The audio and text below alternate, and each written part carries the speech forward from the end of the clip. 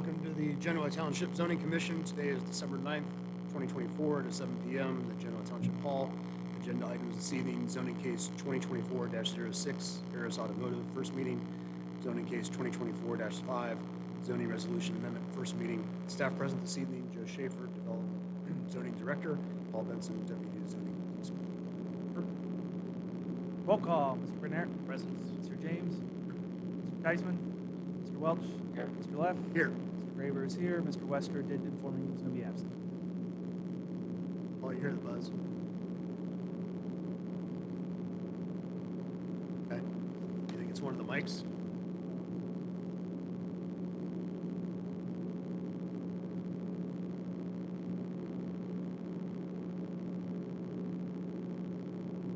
I know we noticed a little bit of a buzz at the beginning of the trustees meeting last Thursday.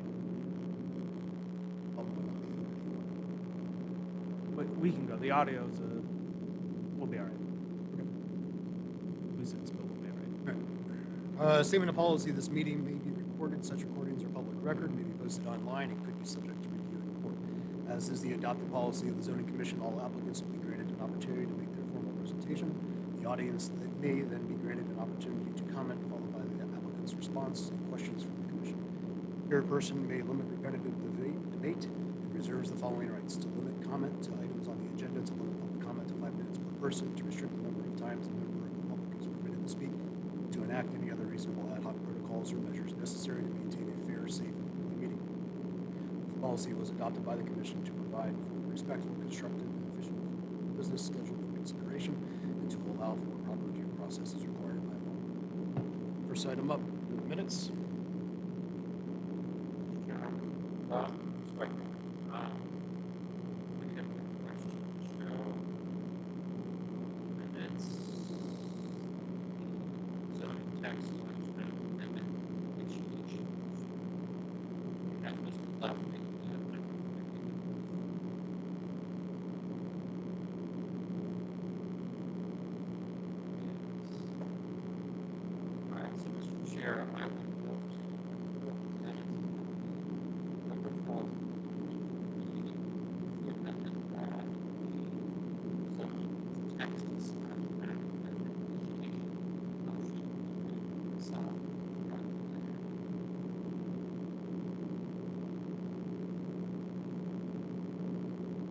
Roll call. Mr. Bernard? Yes. Mr. James, Mr. Geisman, Mr. Welch, Mr. Leff.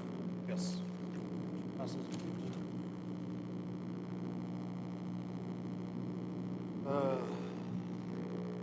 Time is now 7:03 p.m.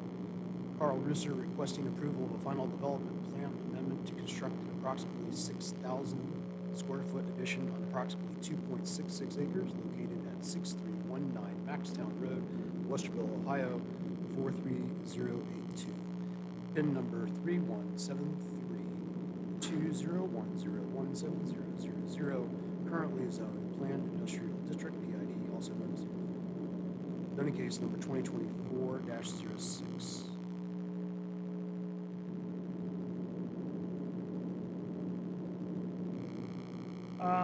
Probably should just go through the whole piece just so we can officially open the hearing.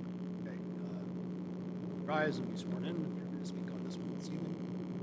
Swear to tell the truth, the whole truth, and nothing but the truth, so help you God. Thank you. The legal notice for this meeting was printed and published on November 23rd, 2024 in the Delaware Gazette and posted at the Genoa Township Hall on November 20th, 2024. An attempt to mail notice of this hearing to property owners within 500 feet of the subject property was also made. The following were marked as exhibits A through H. A, the legal notice; B, affidavit of advertisement; C, the sign-in sheet; D, the application and plans originally received November 12th, 2024; E, the statement from the fire marshal email dated November 21st, 2024; F, the staff technical review dated December 4, 2024 for December 9 meeting; G, the staff memo dated December 4, 2024 for December 9, 2024; and H, all public comments received between November 12th, 2024 and December 9th, 2024.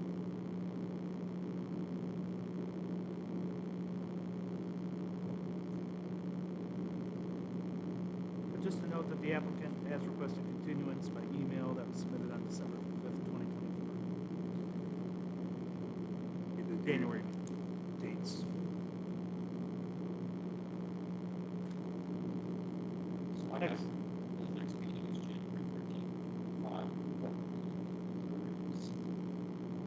normal revision date is December 16th that year. The holidays, it's going to be difficult to push it out much further than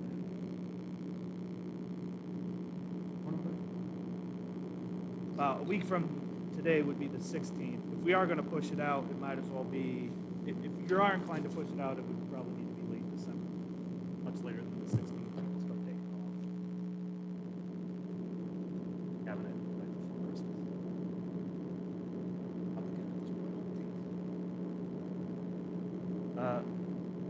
Mr. Harris is here tonight. Brian, is the 16th going to work for you?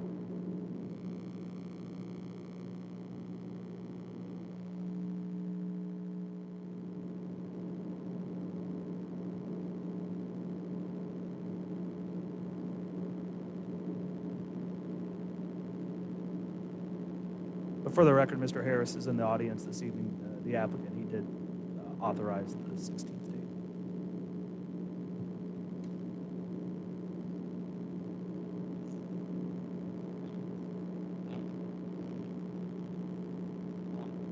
And if it's just, they're not, they probably shouldn't be revising the time for it. So, I mean, anything I have to review probably isn't going to be like a full-fledged review of scope. We feel like we want to give them the courtesy of going out a little further, and we certainly can do that.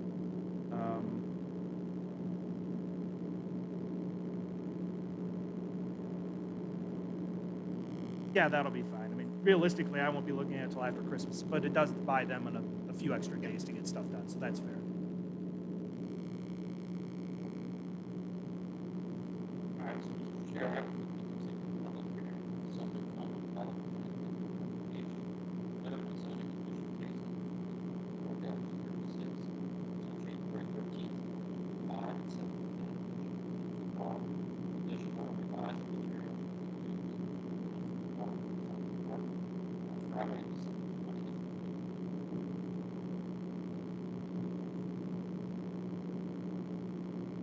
Roll call, Mr. Bernert. Mr. James. Mr. Tysman. Yes. Mr. Welch. Mr. Leff. Yes, motion passes. Let's see,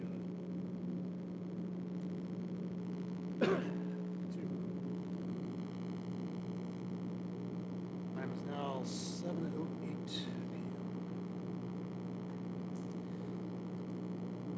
p.m. The Township Zoning Commission initiated zoning text amendments that are omnibus in nature and include, but are not limited to, creating, defining, modifying, organizing, and/or regulating multiple land use classifications and controls, including those considered conditional uses, approving definitions that are outdated, vague, or insufficient, detailing and expanding upon the township's zoning authority as well as its intents and purposes, consolidating and codifying current and best zoning practices, clarifying and revising standards that are considered general in nature and applicable to more than one zoning district, structuring and reorganizing standards throughout the document to improve consistency, establishing rules for improvements currently not regulated, including new and emerging technology, altering, simplifying, and modernizing standards, including requirements, parking and landscaping, addressing various topics related to enforcement concerns, adding flexibility to better respond to changes in trends and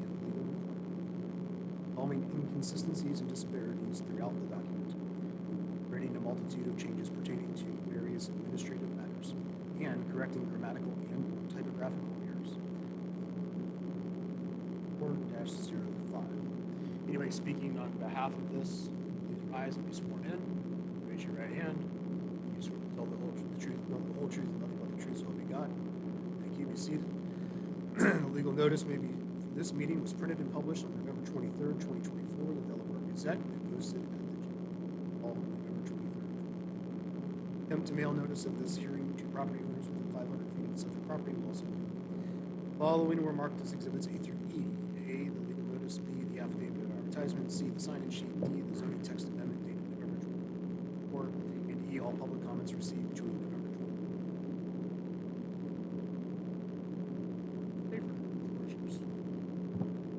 Chairman Leff.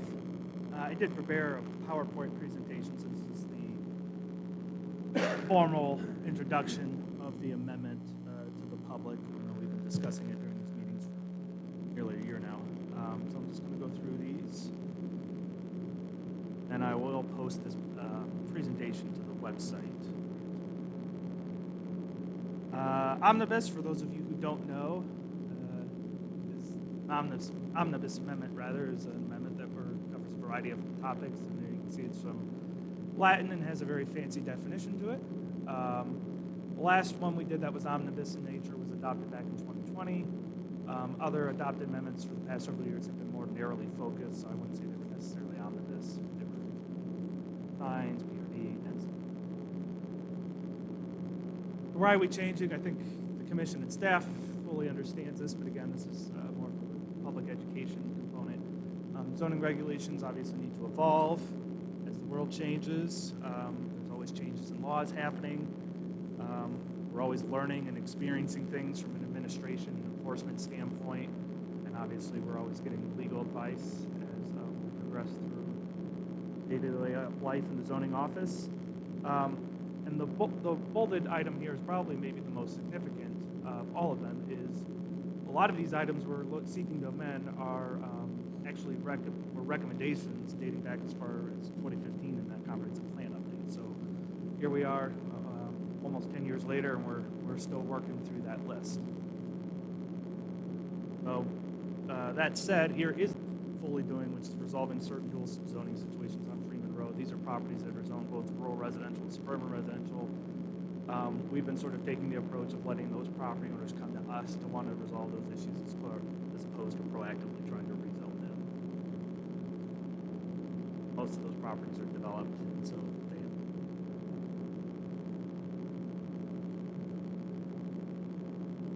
primary goals, obviously, of zoning is to protect the public health, safety, and general welfare of the township. We're looking to do that for a fair and balanced approach.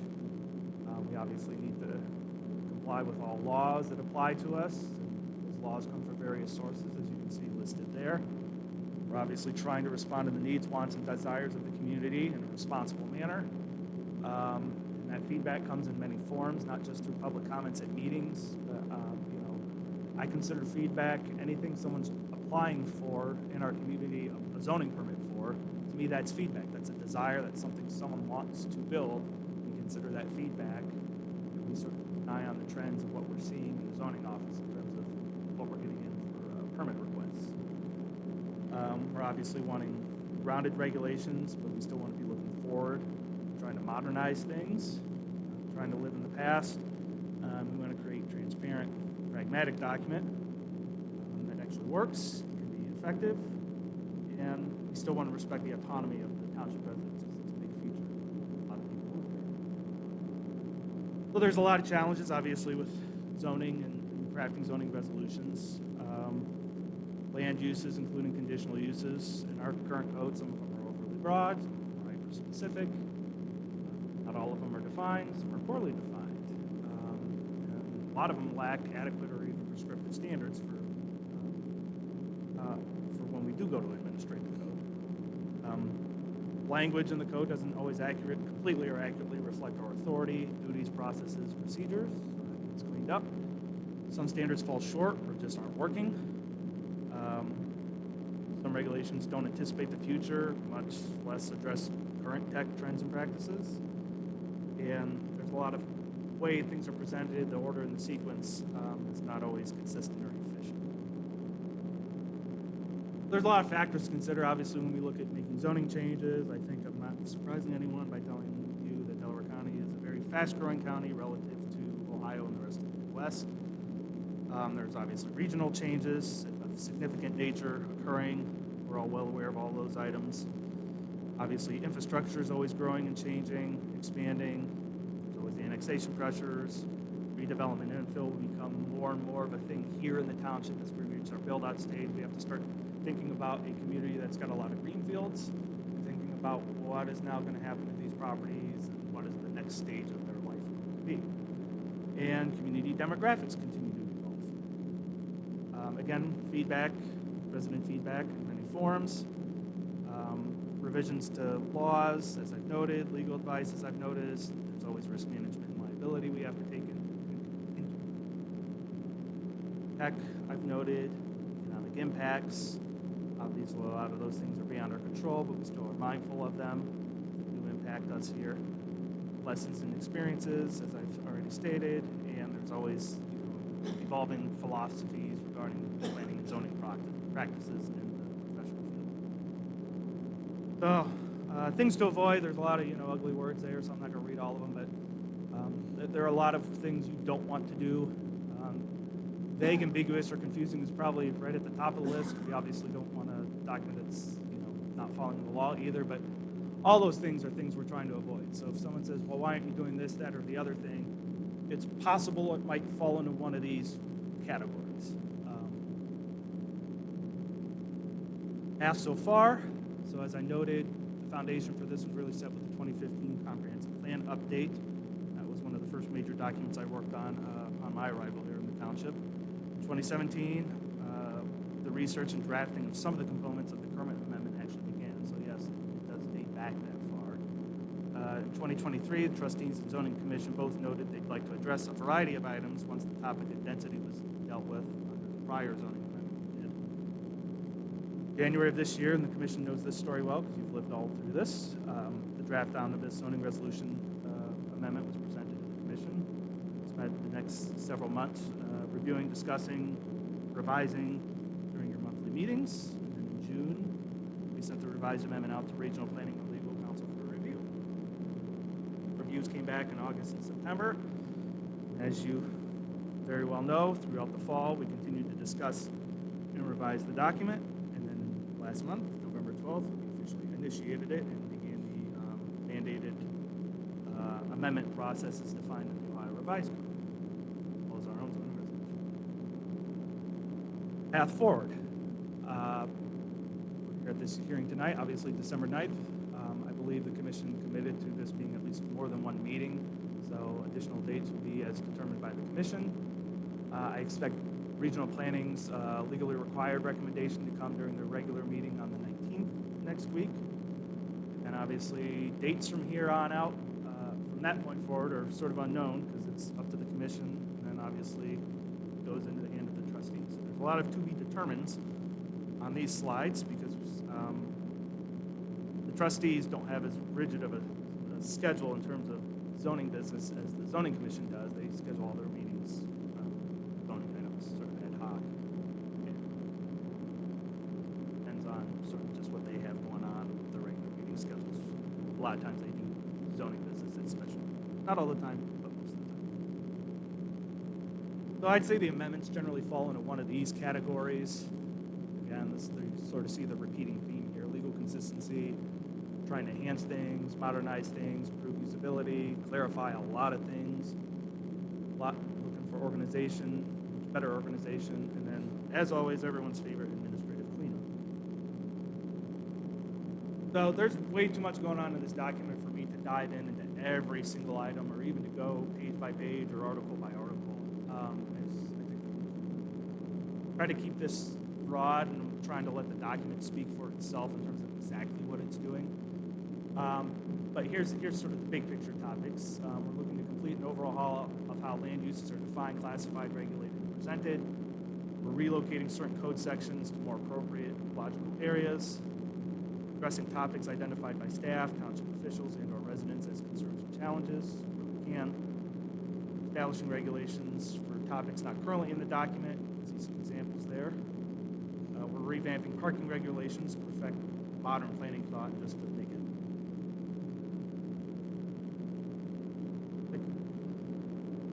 while still obviously putting regulations in the fence work for the township. We're providing greater flexibility to create a document that is more responsive to change and the unexpected, standardizing formatting, providing significant clarification, as I already noted, contingencies for numerous situations, strengthening and clarifying township zoning authority under the law, obviously, that we're permitted, and procedures, as well as making them more transparent and reflective of the way business is actually done here in the township, revising, improving, deleting provisions that cannot be effectively enforced for a variety of reasons. Here's what the amendment is not doing. We're not revising the planned residential density regulations. This is the everything but density amendment. I feel like we hopefully put that topic to bed for a while with the last amendment. So I'm not really looking to revisit that topic anytime soon. Proposed amendment does not remove or rescind the Hoover watershed overlay. Proposed amendment does not rezone any property in the township. Proposed amendment does not codify bylaws, covenants, deed restrictions, homeowner association documents, condo association documents, etc. There's just some resources. So I guess not reflected in the slides, but just sort of the overall theme here is, we're trying to create a document that's more forward-looking, more flexible, more practical. It's not just about making life easy for anybody. It really is about making a document that I think is a 21st century zoning document, not a 20th century. So, with that, Mr. Chairman, happy to dive deep into anything, answer any questions, but I don't think anyone here can probably hear me talk, so I'm going to turn the floor back over to you. We'll now have our first public comment period. As a reminder, all public comments, including questions, are directed only to the commission. The applicant will be provided an opportunity to respond following the close of the public comment period, followed by commission members. 5 minutes. Anybody would like to speak? Name and address?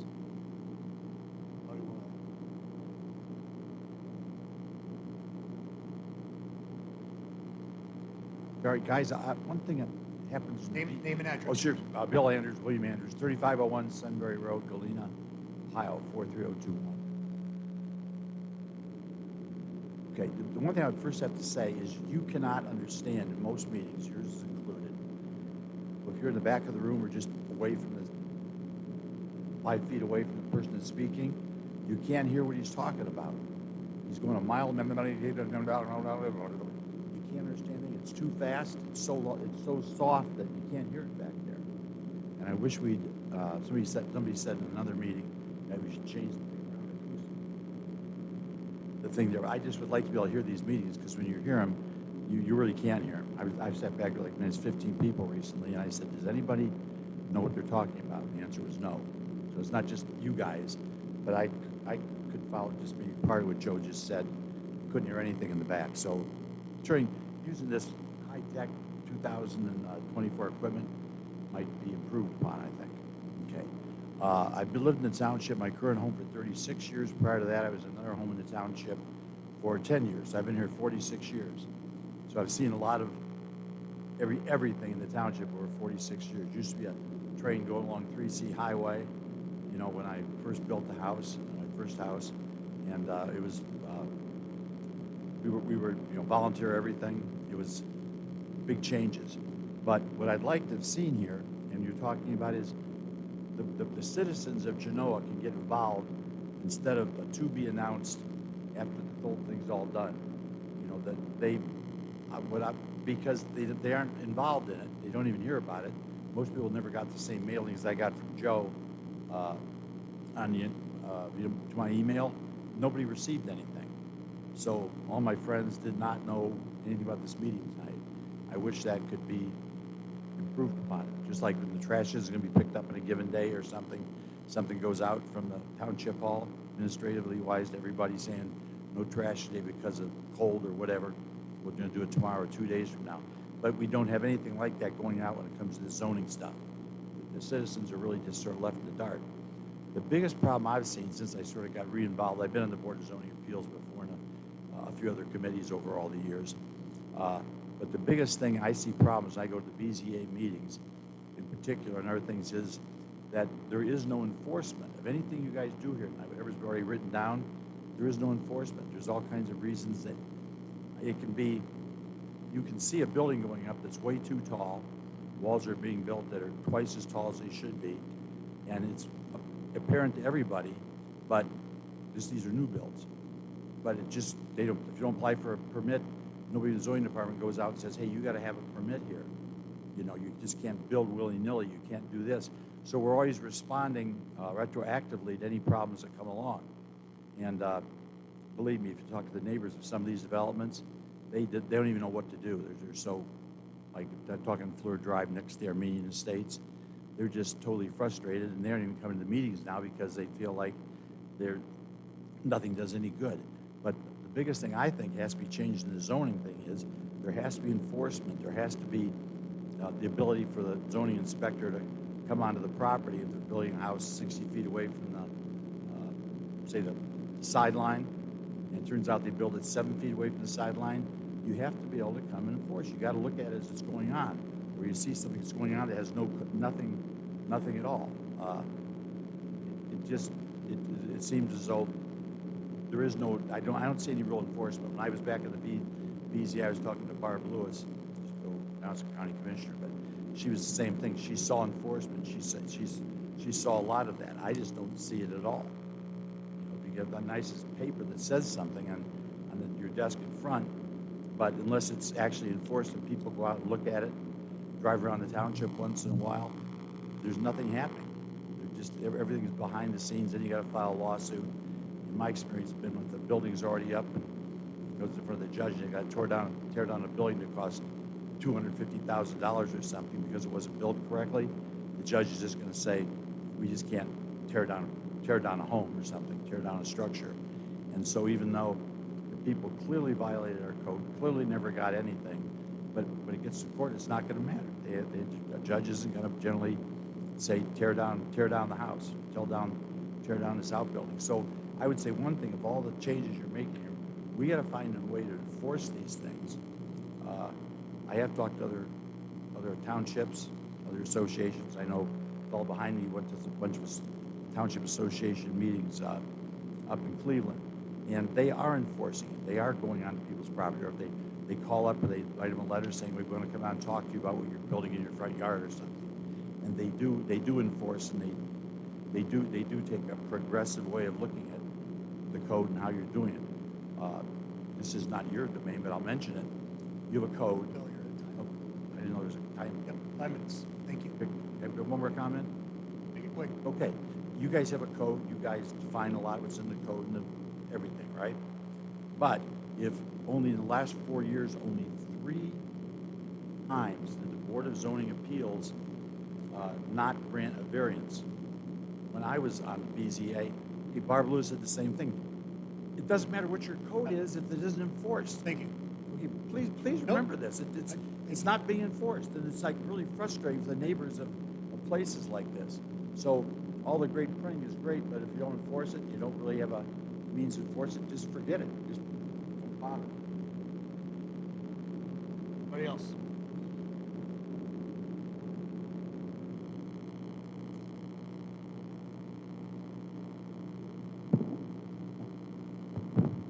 See if this works. Yeah, okay, great. Leland Vogel, 5405 Red Bank Road. Thank you for taking public comments here. Just had a couple minor comments as I was scanning through these. I work in real estate development, so I work in lots of different communities kind of throughout central Ohio.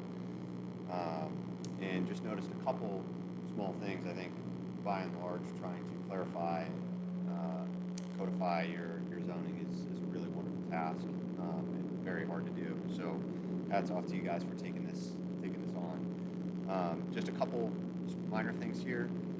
Section 1620, cluster box units. There are some pretty significant elevated standards for cluster box units. What we're talking about is mailboxes that service multiple houses. You now need a roof to shelter, and a bench, and a trash can next to it. This is something that just, I think, is overly obtrusive to residential developments. It really actually brings attention to a mailbox cluster unit as opposed to it just being something that's sort of in the background that everybody uses. And I think the notion that someone is going to go and sit there and open their mail is ridiculous. I also think that the idea that you need to have a trash can there really complicates how you administer your homeowners association, because you now have to service that with janitorial staff. So that's just one of those things that I think, well-intentioned, want to make our neighborhoods beautiful, but is ultimately going to detract from the neighborhood. It's going to become something that is poorly maintained. Trash can's going to be overflowing, whatever have you, and it's just going to end up being a bit of an eyesore, in my opinion. And again, one of those things that's hard to enforce. The other section that I would draw your attention to would just be Section 2000, the landscaping requirements plans here are really significantly elevated. A couple of the concerns there are the added cost that it imposes upon development for very limited value, truthfully. And the other challenge here is, you have somebody who has to review all of these development plans. When you increase the complexity of the development plans that have to be provided because you have significantly elevated landscaping requirements, so now you have to go and count and make sure that you have all these trees and everything like that. I think adding unnecessary complexity to the approval processes and placing undue burden on your staff to have these, and again, it's one of those things that becomes really, really hard to enforce on the back end. Does anybody actually go out and study exactly the number of trees and see that the exact right species were planted, everything like that? Those are my only comments. Thank you. Great, thank you, Leland.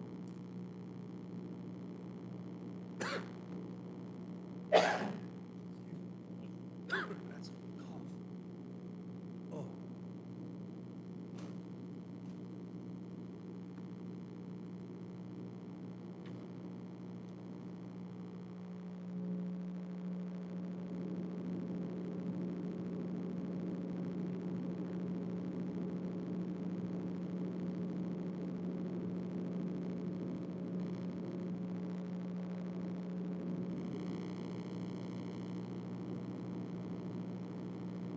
Rick Whelan, 9500 Brittenwoods Drive, Nina. So I dropped a packet off to you gentlemen this evening. A lot of this stuff I had brought up before. From our last meeting, I haven't heard anything from any members of the board. If you guys need my cell phone number, I'll be glad to give it to you. I'd like to get some communication with you guys. This is the only time that we're allowed to sit and talk. We only have 5 minutes to go over stuff we can't cover like that. We're gonna have to meet outside in this office or outside the room somehow to go over some of these things. There's a lot of stuff in that packet that I gave you this evening and stuff, so I'd like to have answers to all of it. I'd like to know when I can get the answers to it. Otherwise, I propose that we have some type of a hall meeting or whatever and have more time versus the 5 minutes that's allowed here to even not covering what we need to cover. Went over a lot of this stuff before. I'm really upset that I didn't hear anything back from you guys. It's not the way to work. You can see what you've got for public comment here. How many residents we have in this whole community, and this is all that shows up. So it's pretty much a shame. Either they're not getting there, nobody cares about what's going on, or just or we're not reaching out to them, that type of stuff. And I don't feel that the board up here is doing enough for what's required for our stuff here. And this is going on in every township across Ohio. And it'd be nice if you guys, our board, could get together with other boards instead of recreating the wheel on every time we do something here. If this has been 10 years since we've done stuff, that's too long of a time. And other places are in the same boat. So it'd be nice to collaborate with these other areas instead of trying to do all this stuff ourselves all the time. Because there's not enough time to get it done. It's just too extensive to do. So one of the main things I wanted to bring to you guys tonight was that, probably on the last page of my packet, I got some time here tonight. I just want to address this building height question. And the first page has a definition of what's in our current code now. And it's crossed out. Was it crossed out by you guys? Or was it crossed out by Mr. Shea? I need to know. You have 5 minutes. So I'd like an answer to that. So why is this changed, the building height definition? I'd like you guys to review the building height definitions. I'd like you to review what other areas are doing on it. And we need to come up with a feasible answer on why it is, because I've got too many examples presented in there on ways to abuse that building height according to what Joe's offering to do this time now with our language. So please let me know when I can get some feedback to my answers to those questions. Thank you.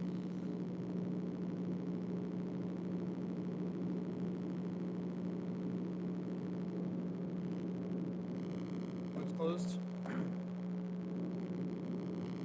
We'd like to start. I think we need to kind of come up with an overall framework to help handle this.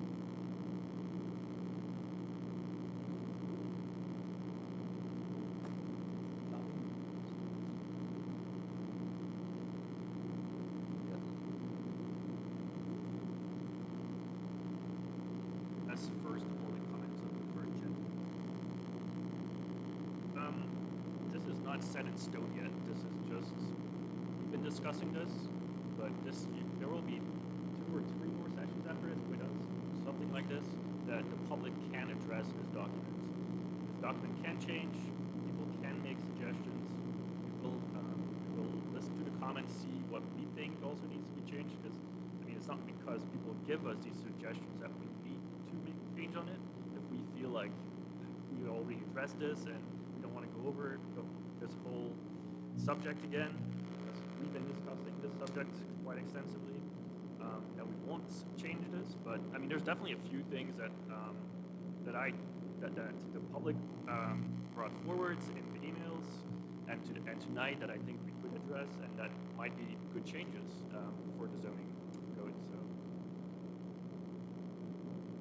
And on top of that, once we pass it, it has to go to the Board of Trustees. We'll then have additional public comment from the Board of Trustees. So that's the way the process works, Bill. We make sure that everybody has the opportunity. And that first, I just want to ask Joe maybe to address enforcement, because honestly, I don't also know too much about how we can enforce Sure. Well, something I wrong can- on the township. excuse me. I can certainly tell you we are enforcing zoning resolution.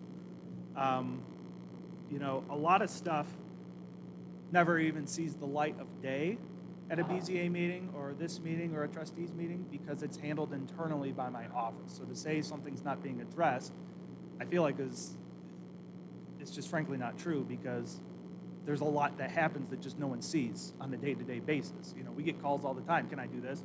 No. I don't apprise anybody of those calls. We enforce the zoning resolution that way. We have denied permits, you know. Those don't normally get seen by people. So I just think it's categorically false to say that we're not enforcing the zoning. Now, there are zoning enforcement challenges, though. And there are situations where, you know, superficially it looks like, oh, this is an easy case. You ought to be able to go after this. Well, I have to look at it as something that I have to be able to send with confidence to Mr. Fowler here, sitting to my right, and that we could take to a court of law and actually get a judge to agree with and sign off on. So the burden of proof is higher than just, well, everyone knows they're doing it. Or, oh, well, it looks like it's bad. I have to have the facts. And you know, I consult with Mr. Fowler, and he can probably testify this pretty frequently about a variety of situations of enforcement cases. And he gives me a lot of feedback, and I proceed accordingly pursuant to the feedback, in my professional opinion, in the consultation with other staff members. So I understand we don't always go a direction that the public, you know, maybe thinks we should or certain individuals like. I understand that.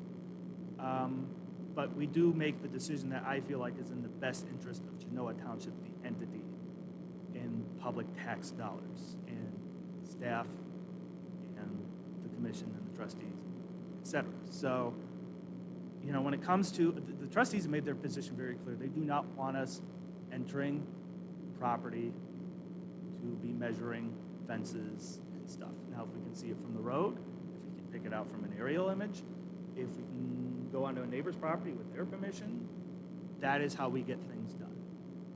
But the board was very clear that they don't want us entering public property, walking around the back of people's houses to see if there's a pool, to see if there's a fence, to see how tall the fence is, and getting the tape measure out. I am enforcing the expectations of the board, and I frankly believe it's the right decision. There's a lot of legal and liability concerns that I have about entering property. Can you imagine significant others back there with your child, middle of summer, unannounced, some zoning person comes walking around? Also, when I'm walking on property, I don't know where the holes in your yard are. I don't know if you have a dog. I don't know anything about those properties. It's not a safe condition to just send people out to. The building department can do it, but they have a scheduling inspection and they have a whole team devoted to that whole purpose. We're an office of 3 people right now, trying to regulate 8,000 homes, 25,000 residents. Even if we had the staff, I still have the legal and liability concerns. So I guess I'm going to put Mr. Fowler a little bit on the spot here. Am I right to have the legal concerns about entering private property? Yeah, absolutely. The Fourth Amendment to the Constitution applies even in administrative actions. So you do have an expectation of privacy. And so there have been cases where the townships or municipalities have been held liable for violating the Fourth Amendment rights. don't have permission, we always recommend you can go to the door and knock and ask, but yeah, you should not be walking around trying to gather evidence against a property owner without their permission unless you have an administrative warrant, but then we have to get courts involved. We can do that if it's egregious enough and we have to see what's going on, but it's a pretty drastic step. My understanding of the process, please correct me if I'm wrong, if I want to build something, I need to apply for a building permit. As part of that building permit, I need to have my zoning approval, or I'm compliant with the zoning regulation, whether it's in kind or I'm asking to be rezoned or whatever it may be. And that zoning approval is tied to the drawings that you would receive for that property. If it's a part of a development plan especially. If the building inspector is the one who does show up to the job site, and if it's not built according to plans, does he or she not have the right? Is it not in their purview to flag that and not give it the approval? In other words, is there not a safeguard in place without Joe or Genoa Township staff having to be the ones enforcing it? So, I mean, I don't want to speak for the building department. So you're correct. The zoning permit is sort of the first stop on the whole permitting train. People get their zoning permit, then they go to the county to pull the building permit. I've always operated under the assumption that a zoning permit is a prerequisite to get the building permit. You get contacted from the building permit, and people get sent back to us sometimes because they try to go to the building permit and they don't have the zoning permit. So we do that with the assumption that if it's a prerequisite for the building permit, they have to submit it as part of the package, that what they're submitting for the building permit must match the zoning permit because it's a prereq for their package. Not necessarily that they're enforcing the zoning, but certainly the two documents should be, it seems logical that the two documents should be consistent. And I do think the building department has contacted us before about, and usually it's during the review stage, about, hey, did you know they're proposing an accessory building and there's like living space in here? We'll get those inquiries sometimes.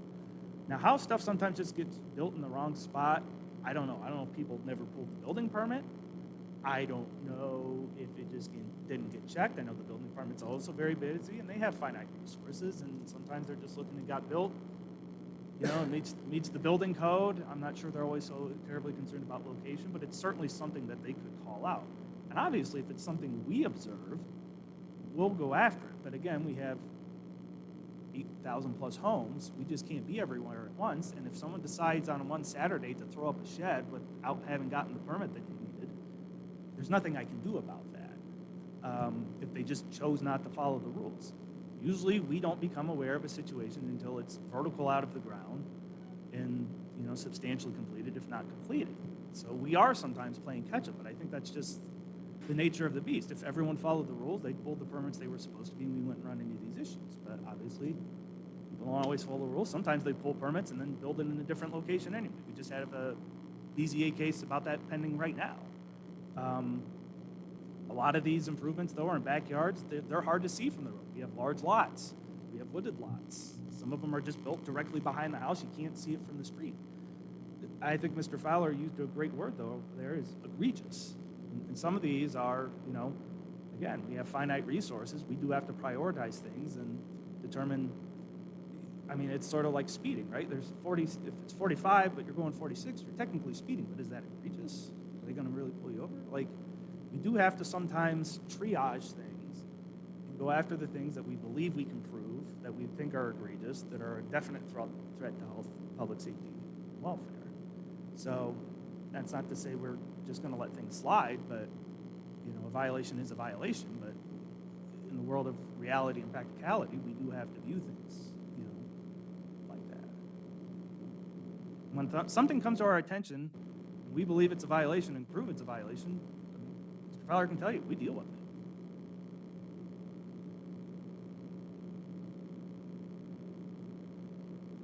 Talk about what the BZA agrees on. We are a different board. We cannot say anything about what they do. So I mean, we will have to speak on that with them about that. On the cluster boxes, I think that was a standard that comes from the post office now. The requirement to do the cluster box is, but the post office doesn't have any requirements in terms of the design, the roof, the trash can, none of that comes from the post office. They're just saying you have to, post office would be happy with those sort of office yellowy tannish blocks on a post. You know, they're not really terribly concerned about aesthetics or functionality, other than the functionality of the mail carrier. Fire this trash cans. We're looking to as part of this event. We don't have anything on the books right now. No, is that, just to clarify, is that only for, that's for new cluster boxes, correct? Yeah, it wouldn't be Existing retroactive. It's not retroactive.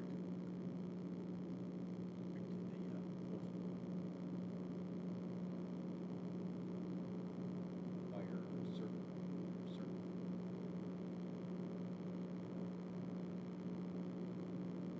Oh, It does not mention trash or something. Okay. Action element. All of that.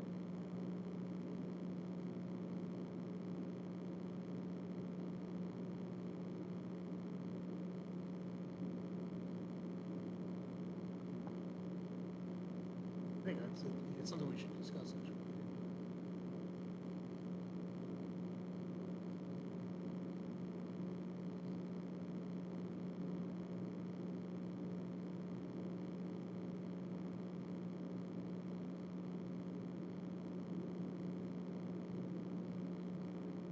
yeah, and I think just making sure as these become more of a thing, because it seems to be the new norm for the post office, that they're just fitting with, you know, the kind of community aesthetic and quality that I think people in Genoa Township are looking for. Obviously, we can have a discussion about, you know, what we are and are ultimately going to include. You know, I think that's up for debate. Something is, you know, obviously even having something in the code is better than nothing we have right now. So the degree we want to go, I think, is ultimately up to the commission to decide how far you want to push it.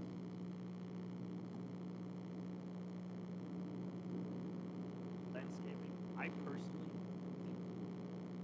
think I like having a lot of landscaping. I know that, I'm pretty sure that Joe checks the landscape plans and make sure that they build accordingly. I know that we have had cases before where there were like trees missing and that they had to plant trees later on, so I think that it's pretty well documented that there is actually people. Yeah, we do actually try to go out there and count at least the required plantings.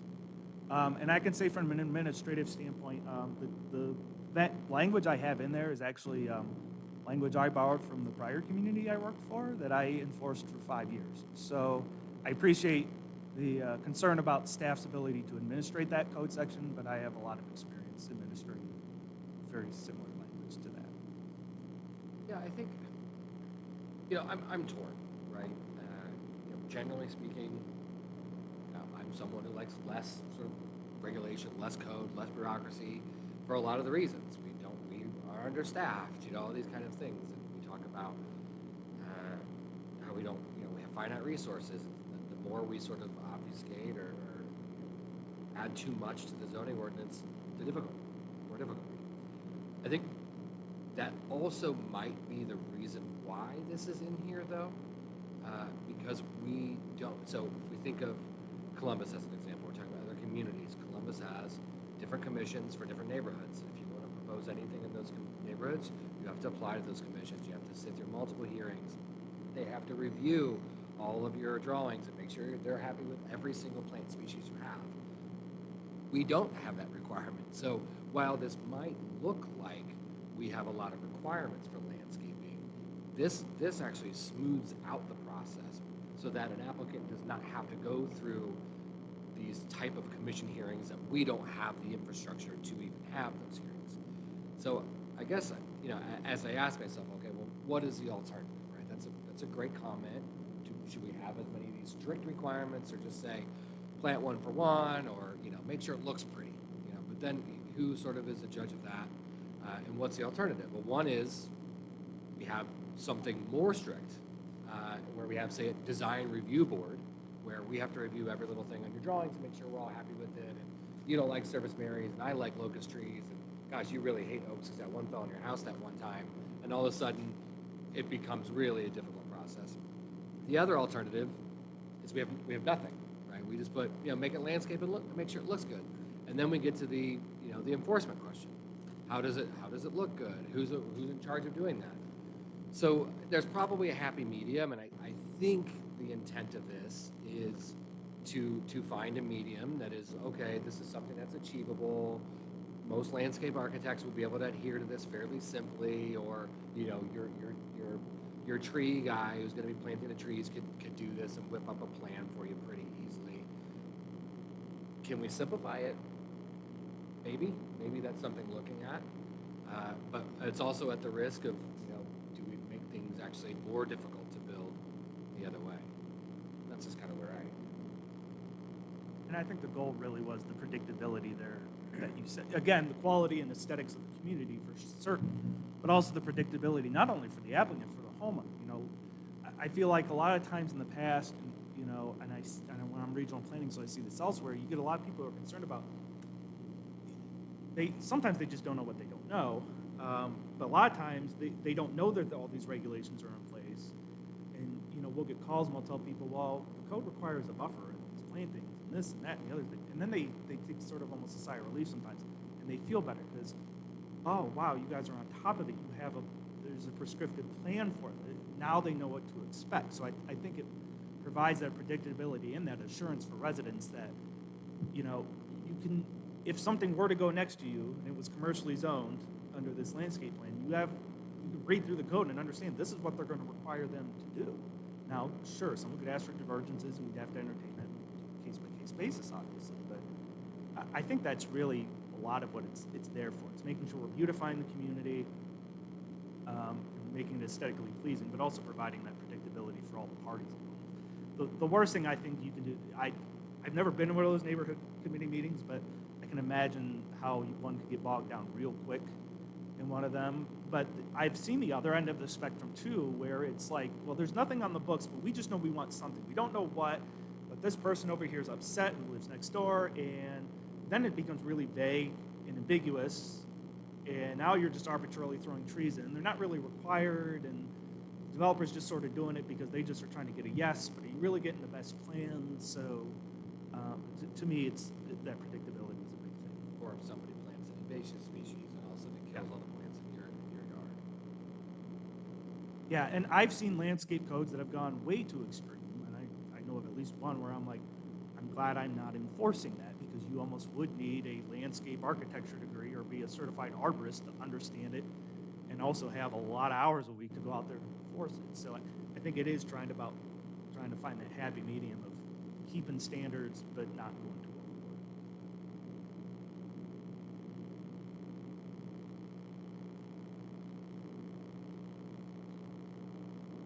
Yeah, I still want to address that.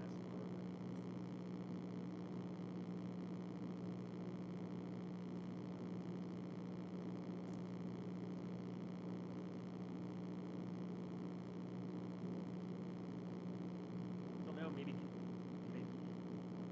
Joe can also talk about the building height, why that changed, and maybe discuss it. Yeah, more than happy to address that. So the current building height definition in and of itself is not that old. It got put in, the current height definition was modified to what it is now after I won't say who it was, a non-residential development went in.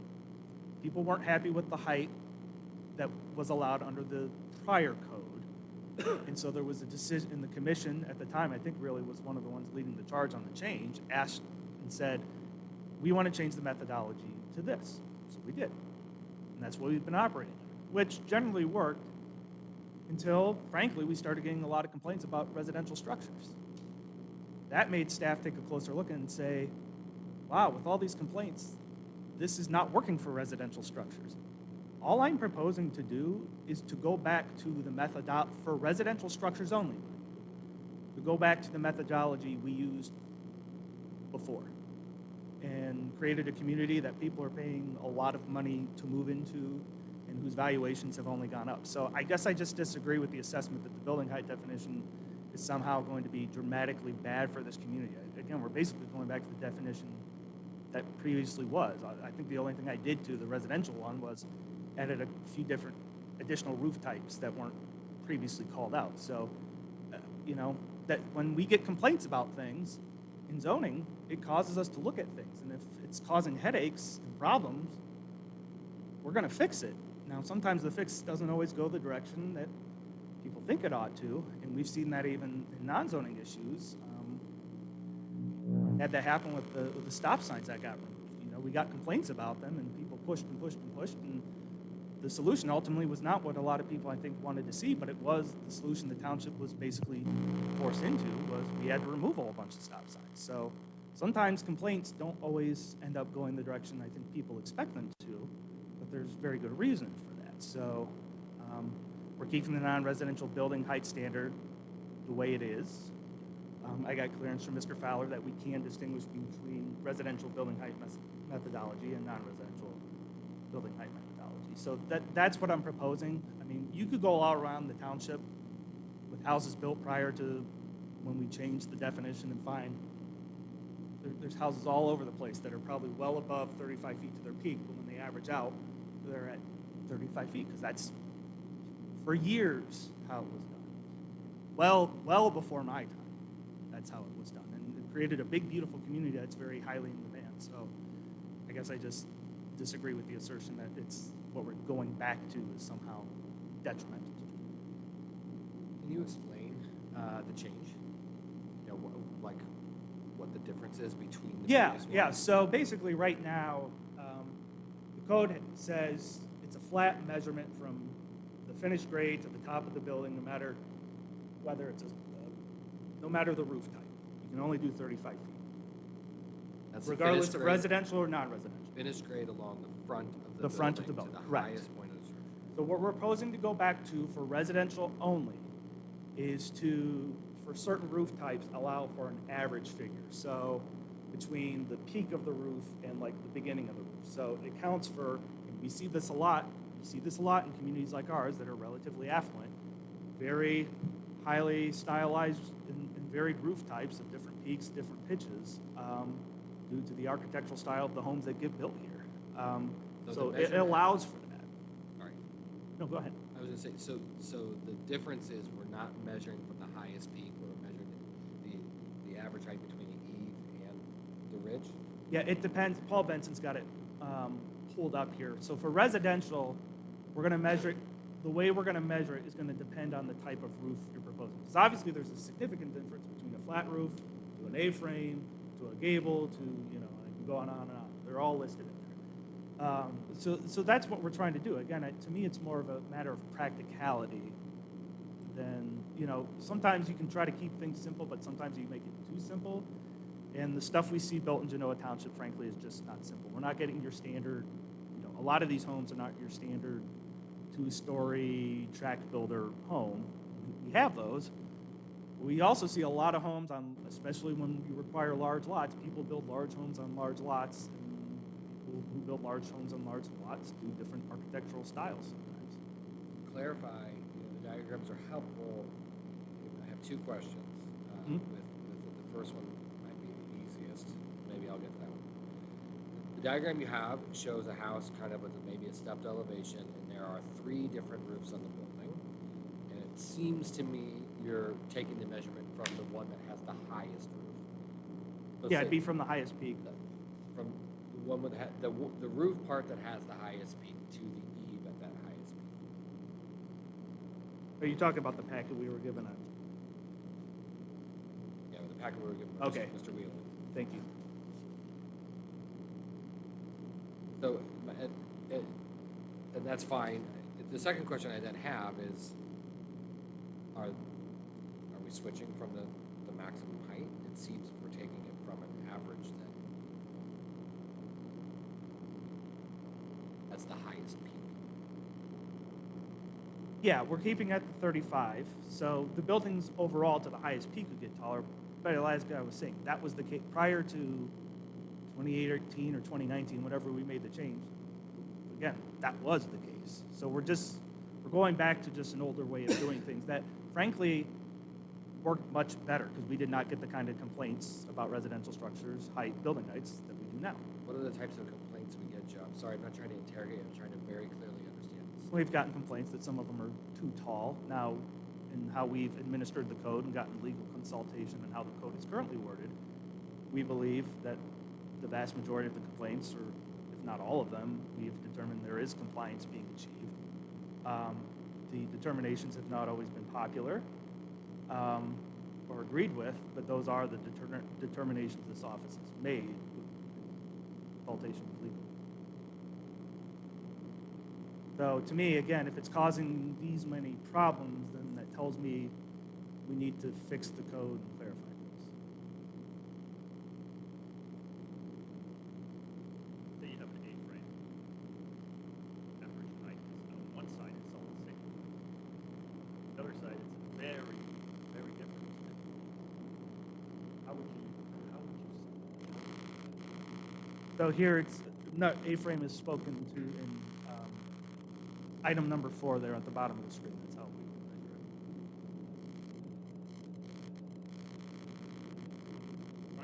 like you're looking at the triangle and not from the side now? Yeah, we're looking at the front of the building, A-frame, measuring from the bottom of the letter A to the top of the letter A. So if it's, It's gonna be huge. but the average, it's the average height. So if it's, 100 here, but 50 here, and I'm just using those numbers because I'm terrible at math, halfway in between is the average, the halfway in between. That's what you would say. So if we use Sebastian's example, just so we can understand again, the potential limitations that could be compliant. If we did have an A-frame house and we're seeing popping up over Harking Hills and all of that, and we had bottom elevation at 0, 75, or, sorry, The average is 70. 35, then it's Seven. looking at 70. could theoretically have a 70-foot high bridge, correct? Yeah.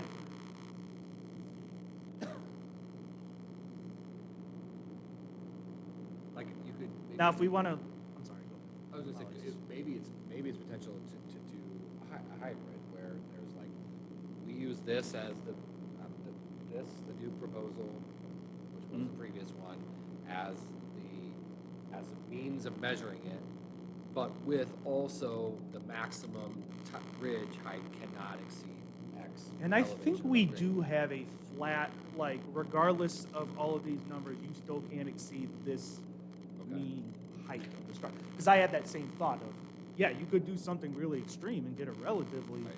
pretty tall building. So I want to, again, there's a lot going on in here, so I'm fairly certain that I tried to build that fail-safe into the code to make sure we didn't get that kind of extreme situation from happening. Might have been in the building height modification. Example, an A-frame being 70 foot, I mean, a lot of that also has to do with the overall lot and what you can build. I mean, to build something that high, how wide is it? All these different things come into play. And I think it's hard to pick every little thing. Averaging is probably the better way, and it's always going to be one off your own. And there's always going to be situations where, if they have a lot that's 6 acres and they're building something in the middle of nowhere, all relative to what the overall design of the project is too. Might be true, but I mean, people will complain about this, and then, like, we kind of need to foresee this a little bit. If they could do that, maybe someone will do it. I mean, there's other huge projects here in our township that people sometimes complain about. I just think we should have some kind of fail-safe in there personally.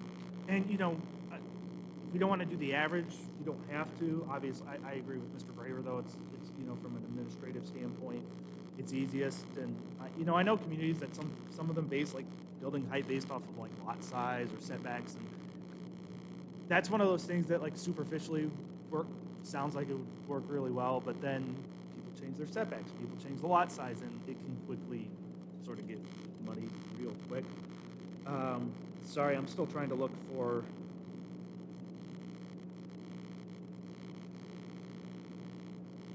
161602, with the exception of those items specified in section 161601B and 161601D above, in no instance shall the height of any building, regardless of roof type, exceed 50 feet when measured from the average grade at the front of the said building to the highest point inclusive of solar energy system, solar facilities, chimneys. That's sort of the catch. Now again, that number can change 50 to a different number if you want, but that we do have a number in there that sort of is meant to serve as that sort of backstop. Clarify. Currently written, that's 35 feet. The way it's currently written, it's a flat 35.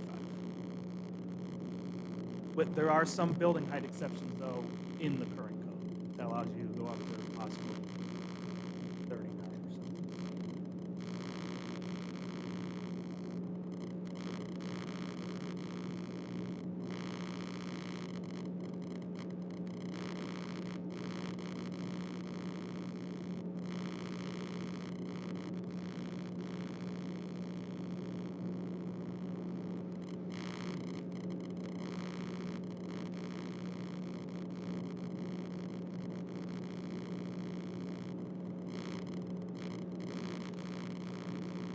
Talk about maybe talking a little bit more about the SR and some of the requirements for that. We received markups from an individual, Mr. Whelan, who spoke earlier, who has spoken often at the commission hearings, without really getting into too much substance about what about the ordinance is causing that he disagrees with. So I'm happy to have seen markups. It's glad that we're getting concrete feedback rather than some of the more general comments we've heard. That being said, what I don't know about this is the why. I could assume the why as to why some of these things are marked up, but I would encourage all who spoke today, now that the sort of public comment period is where we're directly talking about some of these amendments and we're able to hear those discussions, to please write an email sort of outlining what it is you would like to see changed and why. So right now I have the what. So I would encourage all who spoke today and anybody else for the record to please send an email, a cover letter, whatever it is, outlining why it is, so that we can read that and I can get more opportunity. I think that might help address some of the concerns about the limited time period here as well. That we can get, it's more of an opportunity to provide some comments and some feedback for us to listen to that we can all review. I would also remind our guests that there will be more opportunities to speak.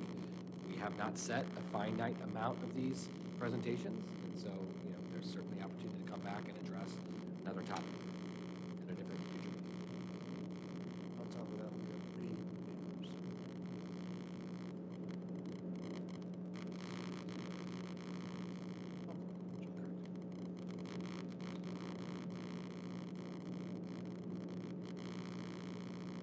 Not focus on any one person or anybody.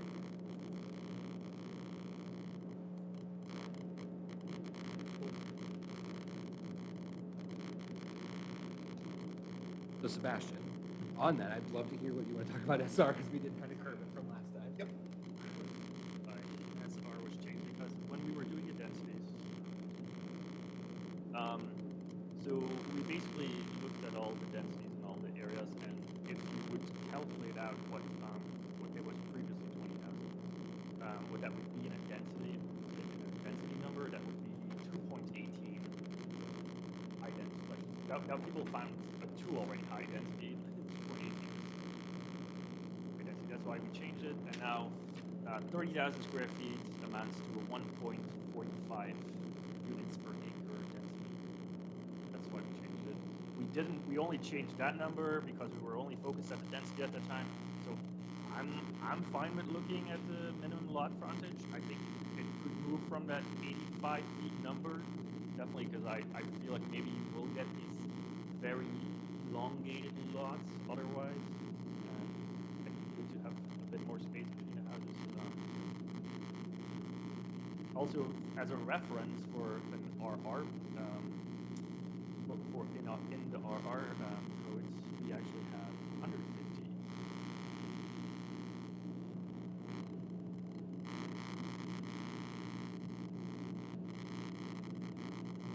That's something we can discuss.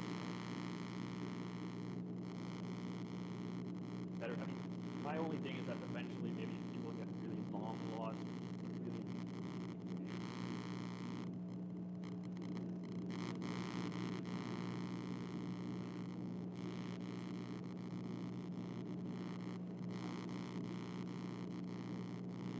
Oh, no, all right. So you're right. You're right.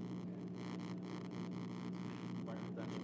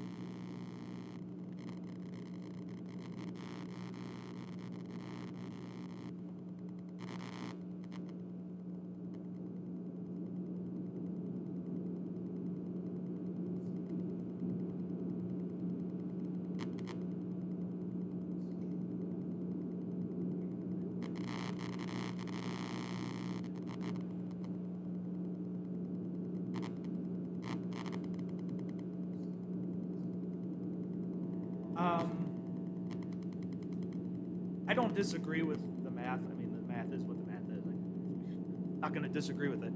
I guess to me is the question is there really a need? Could we get bowling alley lots? Yes. Do I think that's likely to occur? No. Obviously, if I could see the future, I'd be a richer man. I'm not seeing this as like a pressing threat, to be honest. We don't have that much land left zoned suburban residential. I think developers are still going to want to create lots they actually feel like can sell, or people are really going to want to buy bowling alley lots. Again, the math is what it is, and if we change it, we change it. The 20 to 30,000 was for a very specific reason. It was the loophole, as Sebastian mentioned, and that made sense to me. And I did think that was a potential problem. I'm not sure, other than just making numbers dimensionally work out better, if there's a problem here that's being solved other than just math. I just don't see. Again, it's not a hill I'm going to die on. So if the commission wants to do it, go ahead. But I just don't see it as really a pressing problem.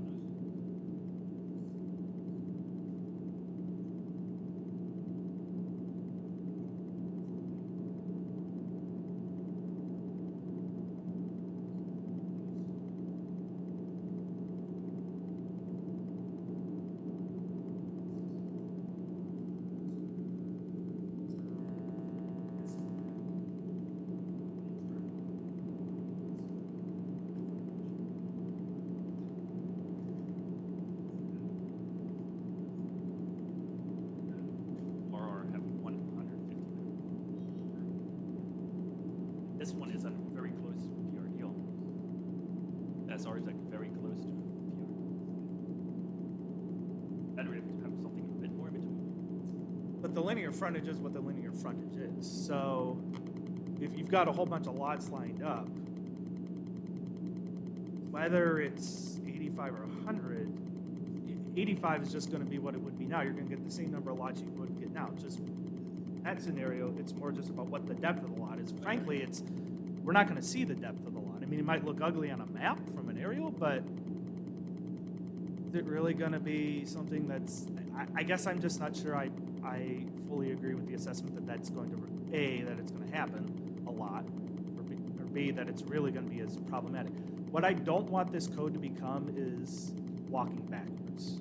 I don't. This was not my intent. My intent is to take this code forward. Some of the suggestions I've seen, frankly, are wanting to take things backwards to like even more strict than this township has historically ever been backwards. I can't endorse that approach. I don't think that was the purpose of this amendment. That is not my professional advice. I think I'm about looking forward, not trying to undo things and make them even more strict than they have ever been. Again, the move to 30,000 was very specific for a reason. That I got on board with. But some of these other changes, I just don't think are forward. Is there any unintended consequence to changing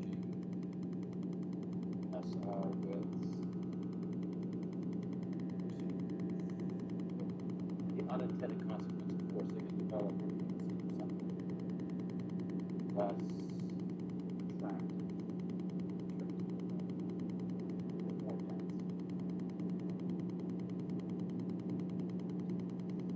Could it make a developer say, you know what, instead of doing an SR that may be a little bit more open and less dense, tack with it, this is just too,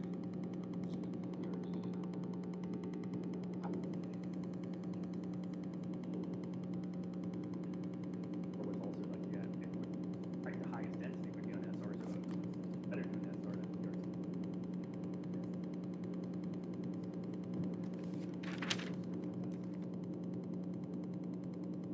Nowadays, like I can see the point that Joe was making. People end up with long, narrow yards. The house technically would be the same. A lot of change. It's maybe bigger, but it doesn't mean that the house is bigger. It's just the lot is probably going to be longer. In the most, like the craziest setup. If you just most people will not end up with the minimum because you probably don't have as much depth.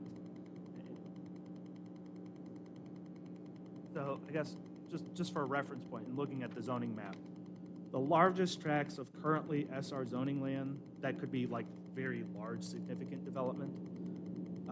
The OSU radio tower off of Highland Lakes Avenue. The Butterfield landfill, which probably can't, I never say never, but unlikely to develop. And a parcel that the township owns over Floorwood, south of Genoa Baptist. Most of these other parcels are schools, they're developed. Now, could they split? Yeah, I suppose some of the larger ones, quasi-large ones could. But again, this is why I'm painting the picture of, I'm not sure really what, I feel like the problem we're trying to address is more hypothetical than it is. So I found your buzzing issue. Every Oh. time I touch the table leg. It's you, maybe is your device on? We usually don't have this thing plugged in over here, so maybe there's something. Maybe that's it. So I apologize. Magnetic personality. We'll investigate that. So I'm not saying I'm necessarily opposed, I just don't want to. I just want to think through the process. Now, also to my point, if I'm saying it's not going to hurt any, I don't really see a need to change it because we're really not going to affect anything. Admittedly, changing it, if I think it's not going to affect anything, would also probably not affect much. I do like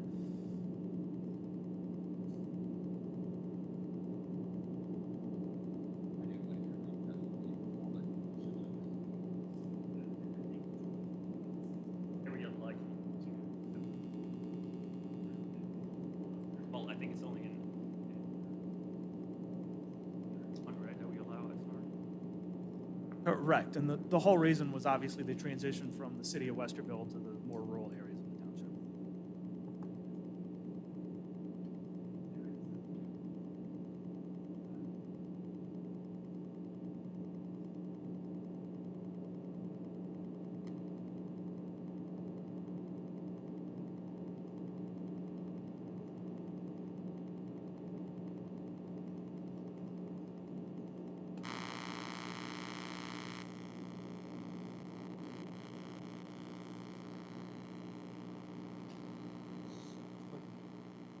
I guess. Building.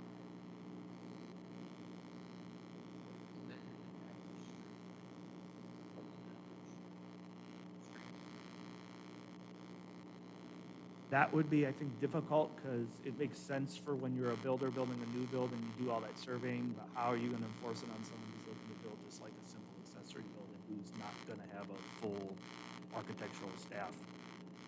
Here's the reason I asked, because in the scenario, why can't you just measure silt plate and highest ground? But somebody can build their basement or foundation 15 feet out of the ground and say, well, there's my silt plate, you're hooking up with the silt plate. So that doesn't, but at the same time, somebody move a bunch of dirt around, say the average grade of on my property, and you can bastardize that, well, then why? But it's hard to bastardize the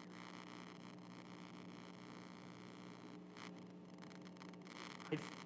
Administratively, that would be difficult for us.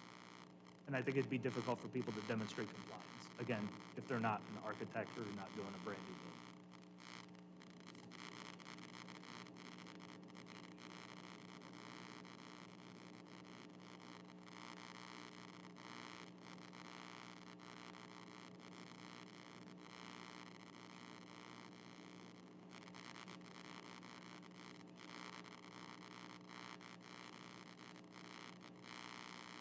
Again, we're just trying to look to go back to a definition that seemingly worked for years.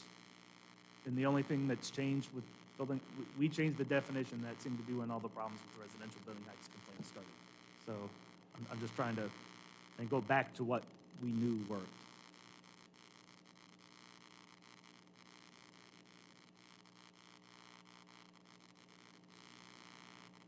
That's all. I still think we could talk about it.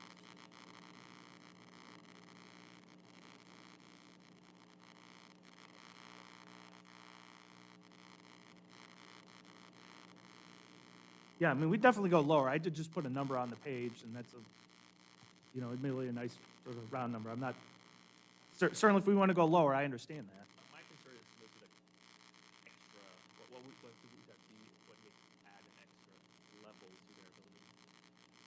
50 is like, I mean, I know it's average, but like, What number you on? 1660.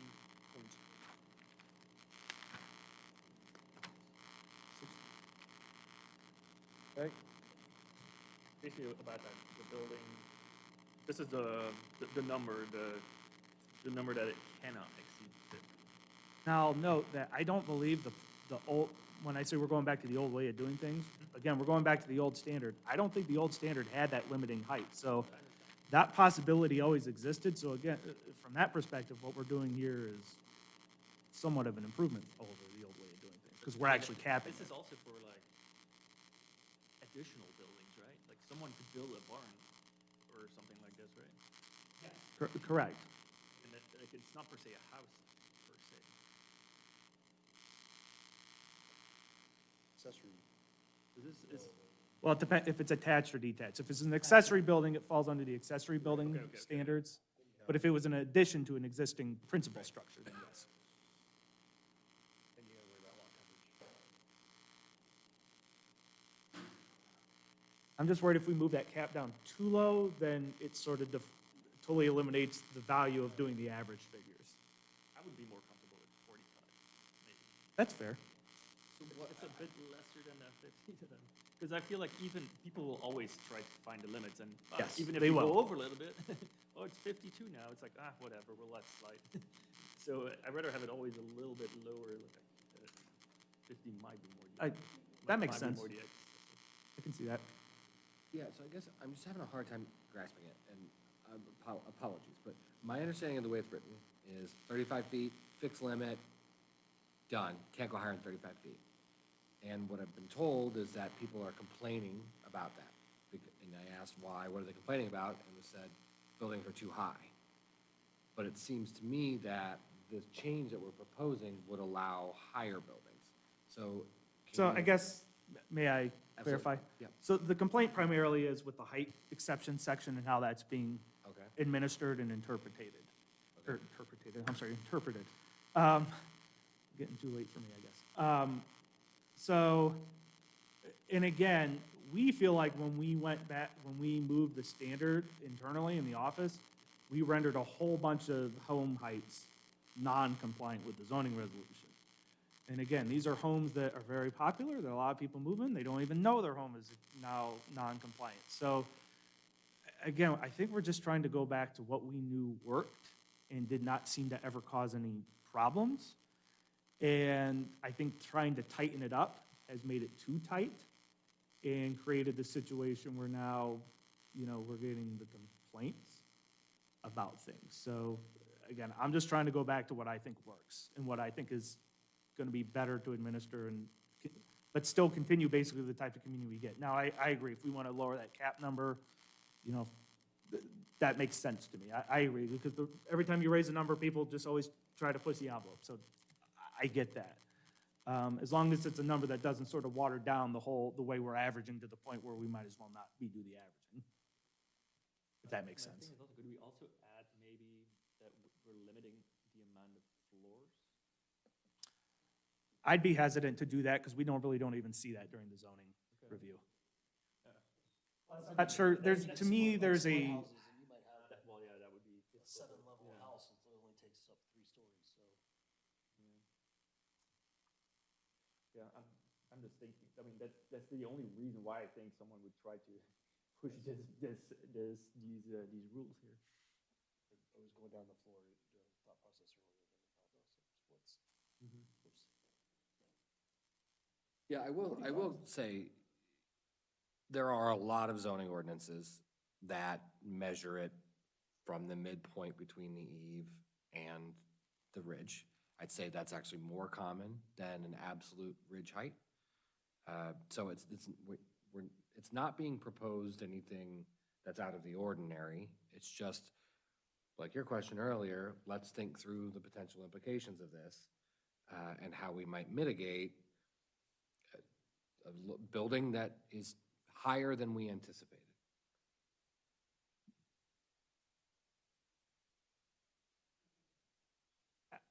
if I may. So Yeah. I guess to me, the implication is you're going to continue to see buildings that were built in this township since we started the mass building boom and up until we changed the code definition. You would just continue, a continuation of those building types, but now we actually have a hard cap on what that number could be. So to me, again, it's actually better than the old way of doing things, because we're setting that ceiling, So in the last pun intended. 3 years, if we had this in place and had the max height at 45, how many would have to apply for a variance? Guess. If we go to We went this, back to this and then changed. I think this makes things better. I'm not sure anyone, And then I don't know off the top of my head, but I'm not sure anyone would. 1602. 1602. Oh, The the max of 50. If we put it at That I 40 don't know. If we put it at 45, how many would have exceeded? How many would go to variance? We'd have to go back and look at every single new building All you gotta permit. guess? Tallest variance that we've given since we changed the height was for a building that's 44 feet. Correct. Was that the tower on the east side of the water? Yes, So that went through the BZA, yeah. So the BZA did grant that variance. But that one hit a max of 44. correct. Yes. So we would still be underneath. If we go to 45, we're not inducing anything that is out of the ordinary. Correct. And that was, 44 was I can't say 44 was pretty tall even for this office to see. It did stick out. What was the front of the church addition? I know we granted a variance to that. Was it 39 feet? On Genoa Baptist, No, it's 35. We set a hard max at that one, I thought. But I thought we granted a variance I because the front entrance, we may I have. can't think of the Because feature, of the but cupola thing? Or the, no, oh, granted that's commercial but still, I could. I don't remember now. I thought we did. And other than churches, you don't see as many varied roof types on commercials. They're a lot more typically standard unless you get something way out of the box.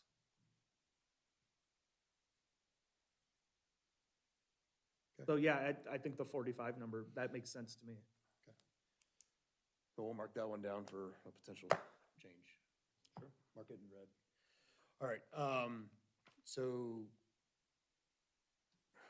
we got a clean copy. we need to go through this again.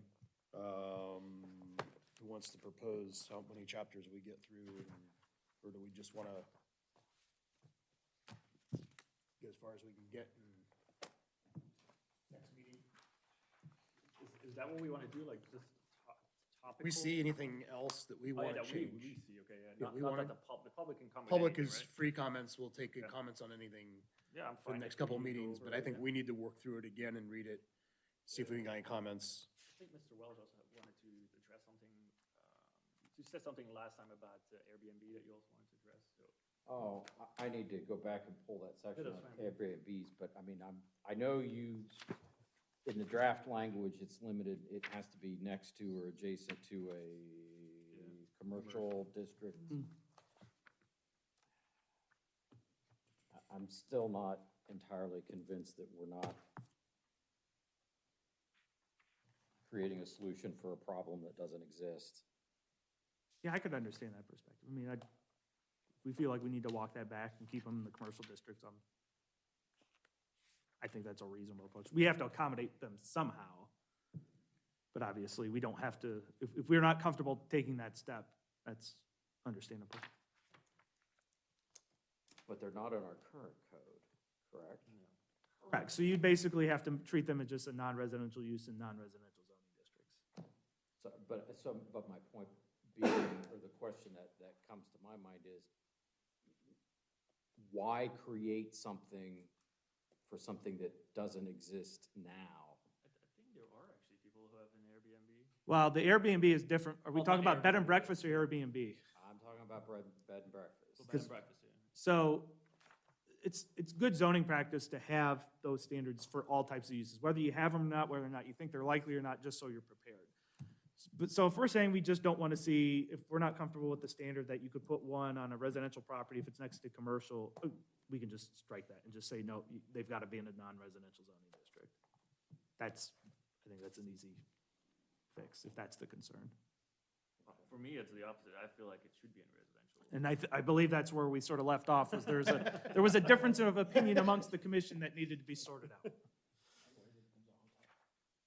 Yeah, I mean, it is run by people who live there. That's the whole part.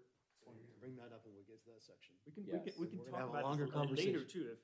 too, Yeah. if we want to do this on another day. I will say in the Airbnb topic, I know the state legislature is looking at whether or not they're gonna start telling communities how they can't regulate them.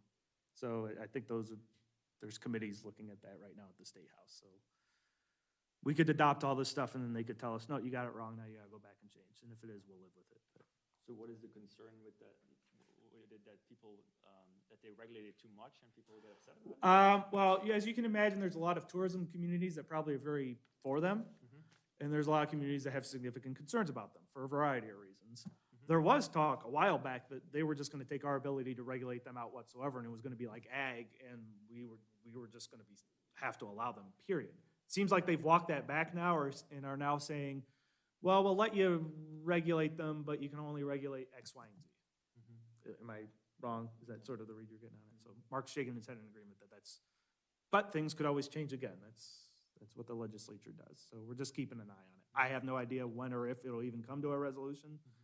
They are a thorn in everyone's side with in terms of, from a regulatory standpoint, they're a thorn in everyone's side because no one's quite sure what to do because we're all sort of looking at the state, waiting to see what the state's gonna do so we can react. Because I mean, in my opinion, this is where we live. I mean, definitely around the dam area, I feel like people would want to come and stay. I don't want a hotel there. I don't think that's appropriate, but.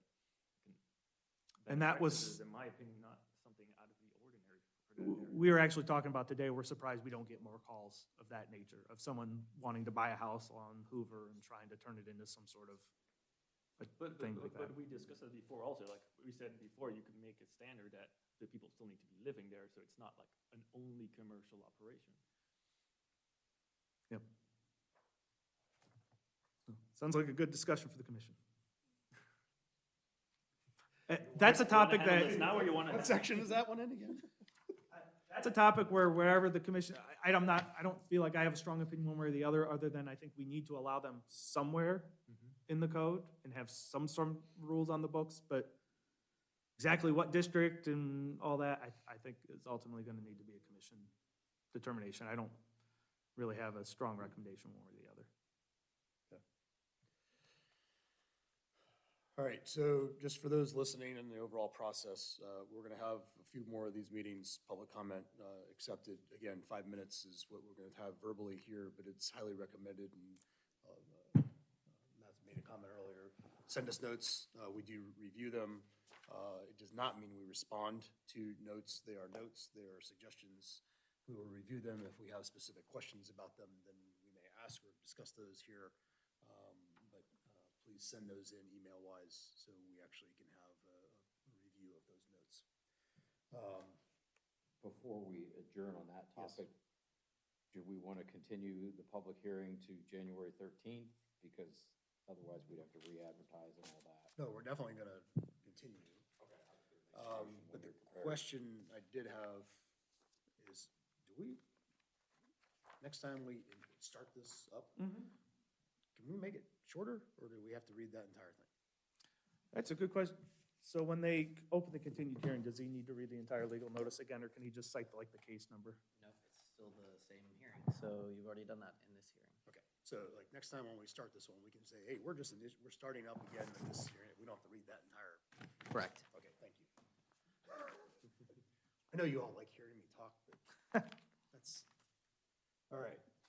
So, Mr. Chair, I would move to continue the public hearing for the subject zoning text amendment dated November 12th, 2024, zoning commission case number 2024-05 until January 13th, 2025 at 7 PM in the Genoa Township Hall. I second. discussion? Roll. Roll call, Mr. Bernard, Yes. Mr. James, Aye. Yes. Mr. Welch, Yes. Mr. Leff. Yes. That concludes this portion of the meeting at 8:38 PM. Other business right now. Mr. Schaefer, anything else? Nothing else to bring before you, Mr. Chairman. You have 2 applications on your January agenda, or no, I'm sorry, you have 1, you might have 2. You'll have the continued Harris hearing, and you may see Genoa Baptist back for a relatively small storage building parking lot addition, When is the submission deadline for that? the 16th. I believe. We have a general public comment period. Anybody wish to speak?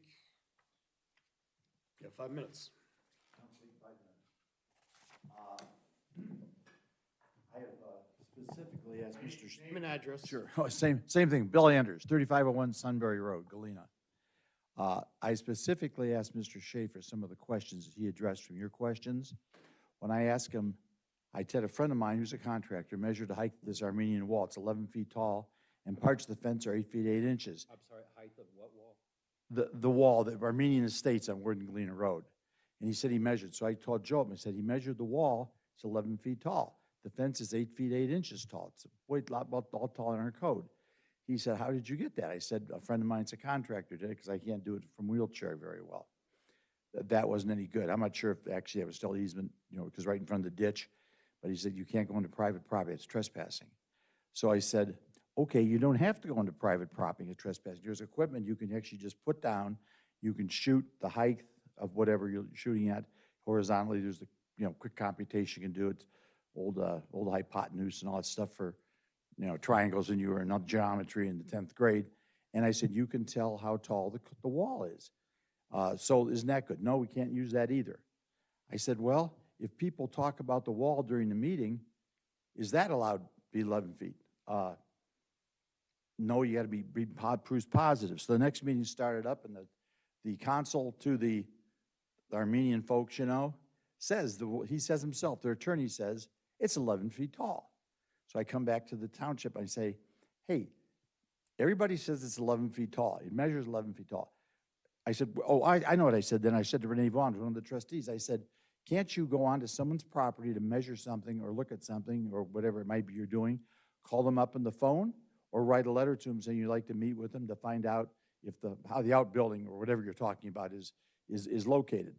No, and Renee gave me this big thing, and Council, you may be able to comment on this because it sounded like it came from you to Joe, that she'd be afraid of getting sued. She said, I agree with you. Why can't you go and do that?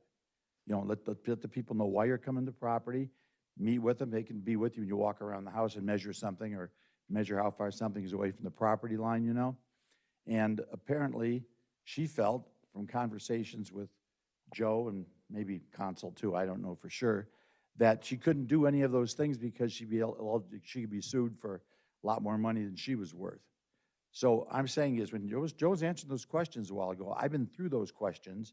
I got nowhere. It's almost like, no, we can't do that. We can't do it. We can't do this. I said, so somebody could just build a 6-story property in the middle of a rural residential area that's 5 acres and big. And you can see from the street, it's way too tall. But there's nothing you can do. You know, I mean, the bottom line is, it was always like, I can't do this, I can't do that, I can't trespass. I said, there's a lot of things you're doing here that you aren't trespassing. You know, and if you ask and talk to people. But that's the problem we have right now. There is no enforcement so often. I could just go through case after case after case that since I sort of got re-interested in this about a year ago, that it's not,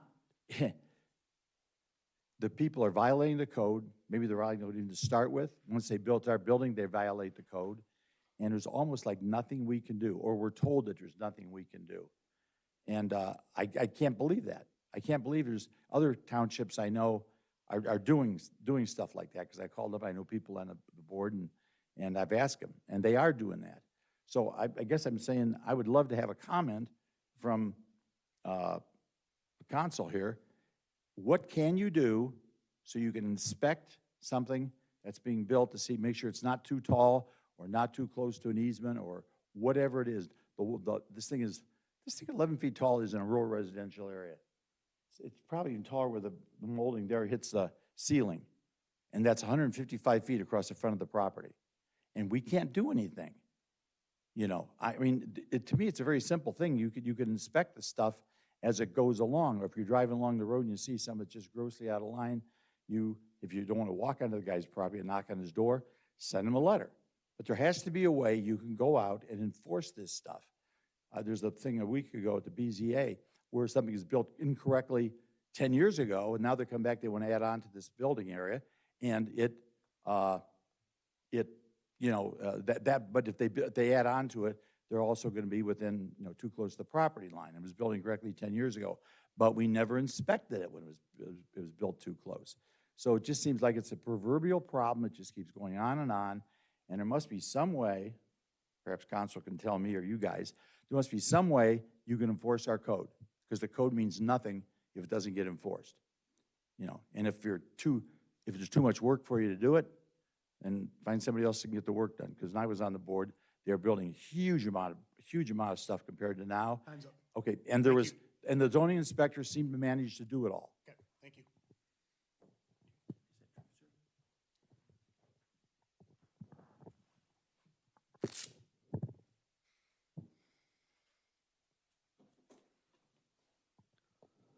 Rick Whelan, 9500 Britton Woods Drive, Galena. Matt, you had some good questions on the height stuff. I'd like to give you a couple more answers back on it. Joe actually lied to you on some of the stuff, Okay. and I'll go back through and Nope. review the meeting. Don't be doing that. What happened on some of the zoning stuff recently is on the applications, the builders put in 34 feet high because there's a 35-foot maximum. The zoning department thinks it's 34 feet high, so they sign it because it's underneath the 35-foot limit, and they send it on, okay? That permit goes to Franklin County, or not Franklin County, it goes to Delaware County. The building department in Franklin County doesn't care about building heights. They don't care anything about your house except everything in the house and 10 feet away from it, as far as the fall goes. They're not concerned with zoning, they're not concerned with setbacks or nothing. I don't know if you guys know that at all. If not, you need to be brought up to speed on what goes on with the building department. Zoning handles setbacks.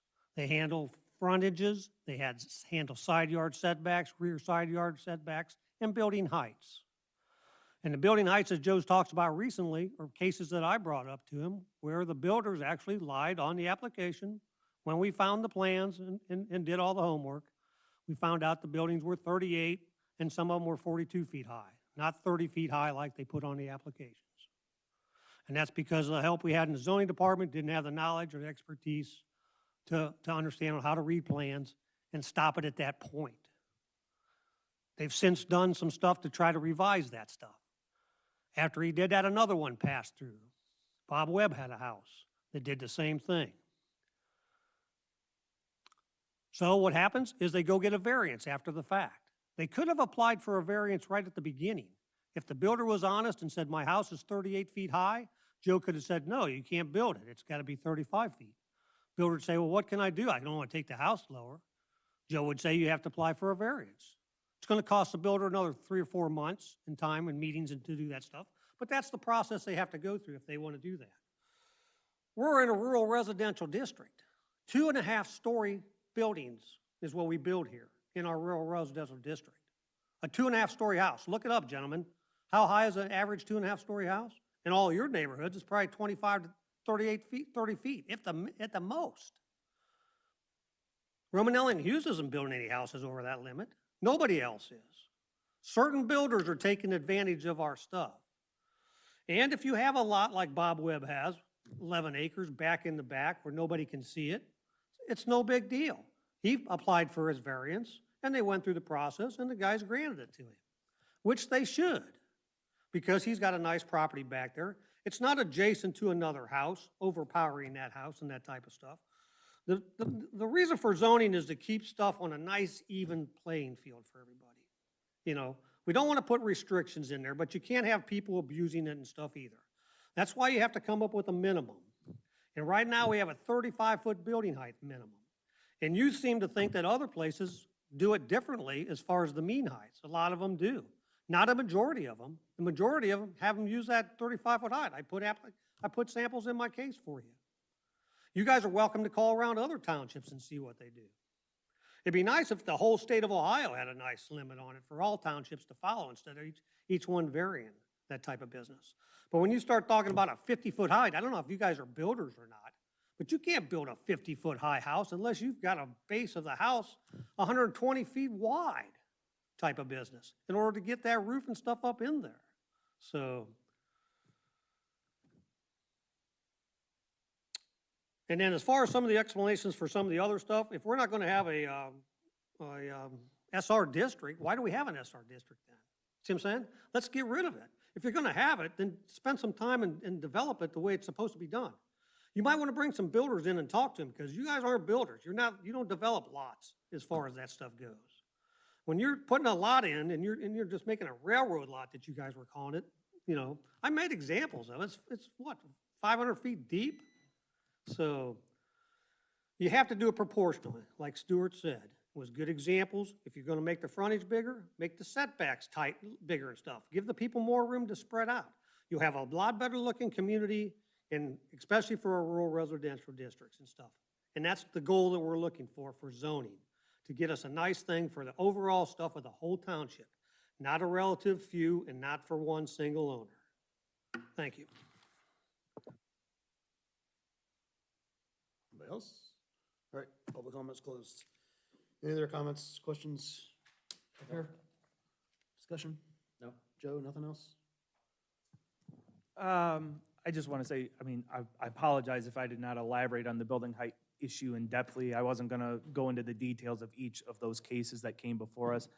It just happened to slip my mind about that house that did end up having to go to the BZA. I wasn't a purposeful omission. It was just a slip of my mind. But, you know, we did have a scenario where buildings were writing numbers, and for years, if it was less than 35, yeah, we were issuing the permit. When this issue first came to our light, we do now require building elevation drawings with the numbers on it, so we can make sure the number they're writing on the form jives with what we're seeing on the elevation drawing. So we did make that change in our review process because we acknowledged there was a shortcoming. I did ask around in some of the neighboring townships, and they were doing it the way we were doing it, a couple of them. So, but I do think there was one who had a similar problem arise and made the change that I instituted. So that's how that happened. Again, I'm not trying to deceive anyone here. I just didn't think we were needing to go that deep down into the weeds on that particular topic. But yeah, so apologies again if I did not expand on that enough. Motion? Mr. Chair, I would move to adjourn at 8:52 PM. Do I have a second? Yes, second. All in favor? Aye. Yeah, I can. Aye. Opposed? Good, meeting done at 8:51.